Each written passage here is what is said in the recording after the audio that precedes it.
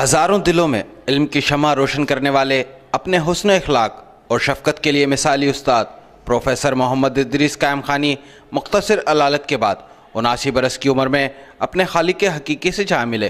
مرحوم نے سوگواروں میں ایک بیوہ، 2 صاحبزادے اور 2 صاحبزادیوں سمیت ہزاروں شاگردوں اور عقیدت مندوں کو چھوڑا۔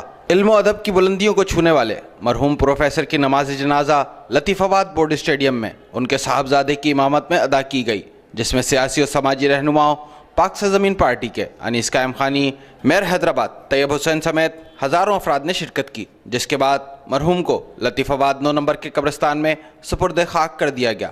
پروفیسر محمد ادریس کی فاتح سوئم ان کے صاحبزادے کی رہائش گاہ امریکن اسپتال کے سامنے لطیف آباد 7 نمبر کے گول پارک میں ادا کی جائے گی۔